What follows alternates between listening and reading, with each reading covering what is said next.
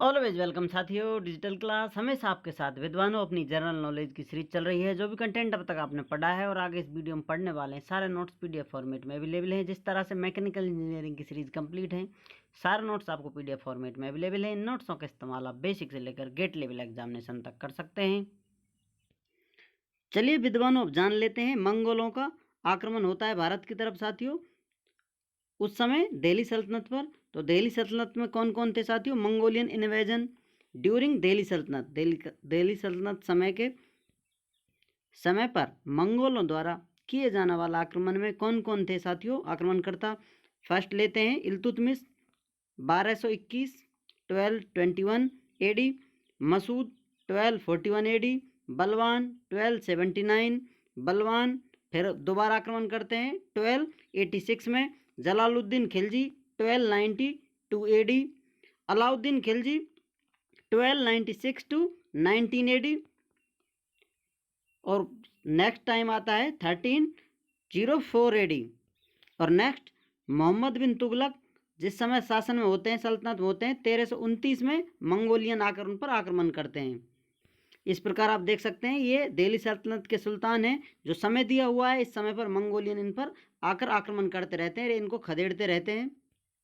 Abdullah come to the northern part of Bharat, Abdullah Bharat के उत्तरी part में आता है साथियों। और उसी के साथ साथ लगभग 400 Mongols got converted to Islam, 400 मंगोलों को इस्लाम कन्वर्ट करा लिया जाता है।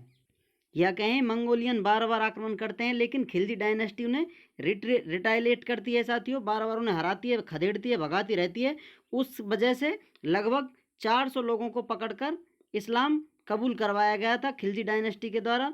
अब इसमें लगभग 5 बार खिलजी, जलालुद्दीन खिलजी हैं उस टाइम पे रूल करने वाले, 5 बार मंगोलियन को खदेड़ देते हैं, भगा देते हैं। और उसी समय की बात है 4000 मंगोल इस्लाम कबूल कर देते हैं and became the famous new मुसलमान, और बन जाते हैं जो फेमस मुसलमान हैं, न्यू मुसलमान के नाम से जाने जाते हैं, पावर ऑफ जलालुद्दीन खिलजी। ये जलालुद्दीन पावर के समय की बात है। अब आते हैं विद्वानों, एडमिनिस्ट्रेशन किस प्रकार की थी दिल्ली सल्तनत के समय? जैसा देखा था, शुरुआत होती है दिल्ली सल्तनत की, अंत हो जाता है किस प्रकार से, वो सब स्टडी कर चुके हैं। अब हम एडमिनिस्ट्रेशन जानते हैं, प्रशासन किस प्रकार से चलता था। No clear law of succession developed among Muslim rulers, Muslim ruler थे साथियों दिल्ली सल्तनत के, उनमें उत्तराधिकारी कौन होगा, नेक्स्ट रूलर कौन होगा, इसका कोई क्लियर रूल नहीं था। इस प्रकार thus military strength was the main factor in succession to the throne. तो इस प्रकार से जो आर्मी होती थी, सेना होती थी, उसका इंपॉर्टेंट रोल रहता था गद्दी को दिलाने में, किसके पास ये गद्दी जाने वाली है। अब उस समय की सेंट्रल एडमिनिस्ट्रेशन किस प्रकार की हुआ करती थी साथियों? उसमें से कुछ पोस्ट डिपार्टमेंट जान लेते हैं। डिपार्टमेंट ऑफ फाइनेंस, दीवान ए विजारत, इस नाम से जाने जाने वाला डिपार्टमेंट होता था फाइनेंस का। और हेड कौन होता था? वजीर उसका हेड हुआ करता था। मिलिट्री डिपार्टमेंट दीवान ई आरिज, दीवान ए अर्ज या आरिज, अर्ज ए मुमालिक, इसका हेड हुआ करता था। Department of charity Diwan e Khairat to poor marriage founded by Firoz Tughlaq, गरीबों की लड़कियों की शादी कराने के लिए फिरोज तुगलक ने यह डिपार्टमेंट इस्टेब्लिश किया था, डिपार्टमेंट ऑफ चैरिटी, जिसे दीवानी खैरात के नाम से जाना जाता था। और परागना या तालुका, इसका हेड हुआ करते थे साथियों चौधरी या आमिल। इस प्रकार की सेंट्रल एडमिनिस्ट्रेशन हुआ करती थी। एक्स्ट्रा पोस्ट आप ऐड कर सकते हैं। Art and agriculture under Delhi सल्तनत, उस समय दिल्ली सल्तनत के काल में किस प्रकार की कला और वास्तुकला या आर्किटेक्चर किस प्रकार की हुआ करती थी साथियों अंडर दिल्ली सल्तनत? The first example of true और वॉइजोर्ड आर्क, ट्रू या वजोर्ड क्या होता था साथियों? ये हुआ करता था मेहराबदार के पत्थर या मेहराबदार की नक्काशी बनाई जाती थी, या arch is said to be the tomb of Ghiyasuddin Balban in Mehrauli Delhi, Delhi में ग्यासुद्दीन बलवान की जो टॉम या मकबरा बना हुआ है, इस प्रकार का आर्ट एंड आर्किटेक्चर का एग्जाम्पल है जो मेहरौली दिल्ली में है। The dome and the lofty tower, जो साथियों गुम्मद हैं, जो बुलंद टावर बने हुए हुआ करते थे, and the true arch, unsupported by beam, और जो मेहराबदार ट्रू आर्क बनी हुई हुआ करती थी साथियों, मेहराबदारी या गुम्बददार ट्रू आर्क जो सपोर्ट नहीं लिया करती थी बीमों की, अनसपोर्टेड थी साथियों, बिना बीमों के। दी वॉल्ट गुम्बद, इस प्रकार की नक्काशी भवन बना करते थे उस समय में। The construction of double dome was the main feature of Lodhi architecture. Lodhi architecture साथियों क्या था, डबल डोम बना करते थे उस समय, ये मेन फीचर हुआ करता था लोधी आर्किटेक्चर का। तो इस प्रकार से दिल्ली सल्तनत के समय में इस प्रकार के आर्ट एंड आर्किटेक्चर प्रचलन में आ रहे थे, या फिर कहा जाए इस प्रकार के इस्तेमाल किए जा रहे थे। लिटरेचर ऑफ दिल्ली सल्तनत, अब जानते हैं साथियों दिल्ली सल्तनत के समय में किस प्रकार की लिटरेचर, साक्षरता, पढ़ाई संबंधित कौन सी किताबें इस्तेमाल किए जाया करती थी। दिल्ली सल्तनत का साहित्य क्या था साथियों, उसमें से कुछ नाम है किताबों के। तहकीकाक ई हिंद, तहकीकाक ई हिंद साथियों, इसका ऑथर कौन था, इसके राइटर या ऑथर अलबरूनी थे साथियों। Al-Biruni was an Arabian scholar who wrote about the slave dynasty, जिन्होंने स्लेव डायनेस्टी के बारे में लिखा था। किताब कौन सी है साथियों, तहकीकाक ए हिंद। नेक्स्ट है साथियों लैला मजनू, इसके ऑथर कौन है, अमीर खुसरो। अमीर खुसरो कौन है, court poet of Alauddin Khilji. जैसा आपको पहले बताया साथियों, अमीर खुसरो कोर्ट पोइट हुआ करते थे अलाउद्दीन खिलजी के, जो लैला मजनू इस प्रकार का लिटरेचर लिखते हैं। और चाच नमा, इसके ऑथर कौन थे, अबू बकर।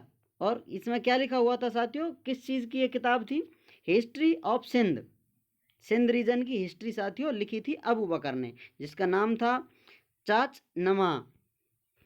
आपको लगता है और दो इम्पोर्टेंट इतिहास में, लिटरेचर में कुछ किताबों का, कुछ लेखनियों का रोल है, तो उन्हें एक्स्ट्रा आप ऐड कर सकते हैं, स्पेस अवेलेबल है आपके लिए। अब आते हैं साथियों विजयनगर एम्पायर की तरफ। 1336 से 1565 एडी के समय की बात है साथियों। उस समय विजयनगर प्राइड हुआ करता था, गौरव हुआ करता था मध्यकालीन भारत का, प्राइड ऑफ मिडिवल वर्ल्ड या भारत, भारत की बात कर रहे हैं साथियों। इस प्रकार तो भारत में उस समय विजयनगर को प्राइड माना जाता था। Vijayanagar kingdom and the city were founded by Harihara and Bukka son of Sangama. इसकी शुरुआत किसने की थी साथियों, किंगडम की, सिटी की, शहर की, हरिहर ने और बूका ने साथियों, जो कौन थे, सन्स ऑफ संगमा के सन थे। हुवर फेडेटरीज ऑफ काकतियाज, ये कौन थे साथियों, जागीरदार जमींदार हुआ करते थे काकतियाओं के। And later became minister in the court of Kampili, और बाद में मिनिस्टर बन जाते हैं साथियों कामपिली कोर्ट में। तो इस प्रकार से साथियों संगम डायनेस्टी की शुरुआत होती है। संगम डायनेस्टी शुरुआत करने वाले कौन है साथियों, यही हैं। यहाँ पर संगम इनका फादर है, तो इसलिए संगम डायनेस्टी इसका नाम पड़ जाता है। अब जानते हैं साथियों संगम डायनेस्टी 1336 से 1485 समय तक चलती है, एडी तक चलती है। फाउंडर कौन है, हरिहर बूका, जैसा आपको बताया था साथियों। इसमें से नेक्स्ट रूलर आते हैं देवराया फर्स्ट, 1406 से लेकर 22 तक, 1406 टू 22। सन तीसरा सन होता है साथियों हरिहर सेकंड। उस समय साथियों dam at Tungabhadra with canals leading to the city, उस समय का मेन या कहीं आकर्षक कार्य देखा जाए साथियों, तुंगभद्रा नदी पर इन्होंने डैम बनाया था साथियों, और सिटी के लिए कैनल्स की व्यवस्था कर दी थी। अब नेक्स्ट रूलर आते हैं देवराया सेकंड, टाइम है 1423 टू 46, जिन्हें दूसरे नाम से प्रौद देवा राया के नाम से भी जाना जाता था। इन्हें साथियों गज बेटेकारा, गज बेटेकारा या गजा बेटाकारा के नाम से जाना जाता था साथियों। उसे कहते हैं साथियों दी एलिफेंट हंटर, जो हाथी को मारने वाला हो, हाथी का शिकारी, गजा बेटेकारा के नाम से जाने जाने वाले थे। Devaraya second, Devaraya second began the practice of employing Muslim cavalries and archers in the army on large scale. वो साथियों घुड़सवारों को और तीरंदाजों को रिप्लेस कर देते हैं मुस्लिम के रूप में, या कहें साथियों इन पर मुस्लिमों को काम देना स्टार्ट कर देते हैं, अपने साथ रखते हैं घुड़सवार और तीरंदाज, इनके लिए काम देते हैं, एम्प्लॉय बना लेते हैं इनको अपनी आर्मी में लार्ज स्केल पर। इस प्रकार से साथियों नेक्स्ट दी सालुवा डायनेस्टी का उदय होता है 1486 से लेकर 1505 तक। जैसा साथियों आपको पहले बता चुके हैं, बार बार एक डायनेस्टी के बाद डायनेस्टी आती थी, लेकिन बंटवारे होते जाते हैं, तो कहीं पावरफुल लीडर होते हैं, कहीं कम पावरफुल लीडर होते हैं साथियों। इस प्रकार से डायनेस्टी चेंज होने लग जाते हैं, किसी रीजन में कोई और आकर दूसरी डायनेस्टी स्टार्ट कर देता है, तो अलग अलग समय में अलग अलग डायनेस्टी स्टार्ट होती रहती हैं। तो उसी प्रकार से यहाँ पर सलुवा डायनेस्टी आई है। धीरे धीरे पॉपुलेशन बढ़ती जाएगी, इस प्रकार से डिफरेंट टाइम में डिफरेंट रूल रेगुलेशन चलते जाएंगे, अलग अलग डायनेस्टी मिलती जाएंगे आपको, क्योंकि अब राजा के बाद राजा होने वाले या प्रिंस को राजकुमार बनाने के लिए बहुत कम लोग नहीं है, बहुत ज़्यादा है, इधर उधर विस्तृत फैले हुए हैं, कहीं से कोई सी डायनेस्टी स्टार्ट कर देते हैं। तो यहाँ पर आती है सालवा डायनेस्टी। अब इसकी शुरुआत कौन करते हैं? सालवा नरसिम्हा 1486 से 91 तक रूल रेगुलेशन करते हैं। 1486 to 91 Saluva Narasimha founded the Saluva dynasty.